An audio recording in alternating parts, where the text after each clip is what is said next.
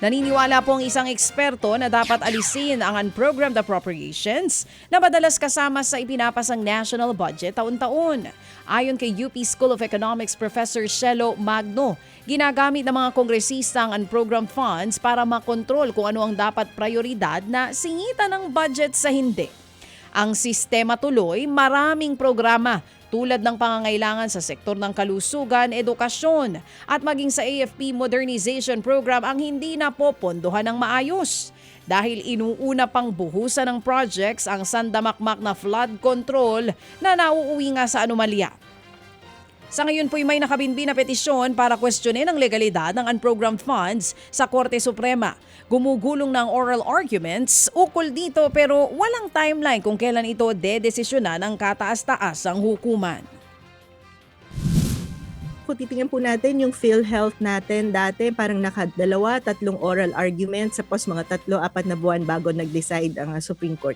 Kung mag-decide po ang Supreme Court natin ng pabor sa mga petitioners, ang unprogrammed appropriation ay madideklarang unconstitutional. So malilimitahan po itong ginagawa ng Kongreso natin na pagdadagdag ng budget o pagpapalaki ng budget sa pamamagitan ng unprogrammed appropriation. Kumbaga, hindi ko sinasabi na completely mawawala ang pork barrel, no? Kasi may pork barrel tayo sa DPWH budget.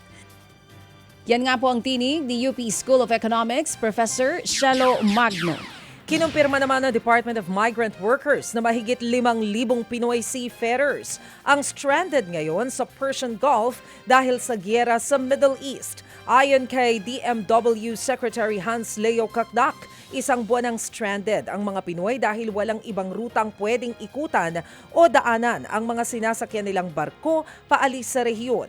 Gayunman, tiniyak ng DMW na maayos ang kondisyon ng mga tripulanting Pinoy. Sapat naman daw ang supply nila ng tubig at pagkain at hindi naman sila pinupuntirya ng Iran. Maliban na lamang sa yung inatake noong mga 4 weeks ago, yung tugboat kung saan nawawala isa pa nating tripulante, sa Strait of Hormuz mismo ito, hindi sa Persian Gulf or sa Gulf of Oman. Pero yung mga nasa Persian Gulf, wala tayong nakikitang anumang sign na may pangamba, na may threat na sila, may banta na sila ay aatakihin ng Iran. Pero yun lang talaga, they just need to get themselves out of there. Number one, Safely, for their safety. Number two, yung kanilang, di ba, yung malaking issue ng supply ng crudo sa pandaigdigan. Yan po ang tinig ni Migrant Workers Secretary Hans Leo Kakdak.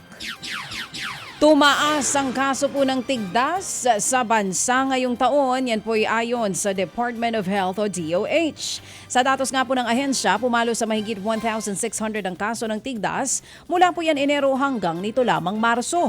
Mas mataas po yan ng 45% kumpara sa mga kaso sa parehong panahon noong nakaraang taon. Sa kabila po nito, nilinaw ng DOH na walang dapat ikabahala sa pagdami ng kaso ng tigdas dahil sa tuloy-tuloy din ang bakunahan sa buong bansa. Kung tayo po ay magpapabakuna at yan po yung ongoing na ating routine immunization, tapos yung parating na ating tinatawag na phase 2 na MRC, hindi po yan dapat ika-alarma. Pero dapat po siya ay pansinin. Napapansin kasi namin mas natatakot dun sa mga fake news na di umano, meron daw BA 3.2 na COVID-19 na sinabi na namin na fake news yan.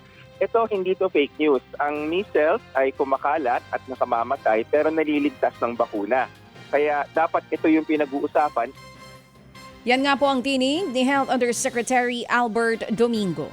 Samantala, mas tumaas naman ang bilang ng mga hindi nababayarang utang sa bangko nitong Pebrero. Base sa datos ng Bangko Sentral, umabot sa 3.33% ang non-performing loan ratio o NPL noong Pebrero na mas mataas kumpara sa 3.31% lang noong Enero. Katumbas yan ng mahigit 553 billion pesos na utang na hindi pa rin nababayaran ng mga umutang sa iba't ibang bangko. Itinuturing pa naman bilang high-risk assets ang mga hindi nabayarang utang. Senyales na humina talaga ang kakayahang magbayad ng ilang kliyente ng mga bangko.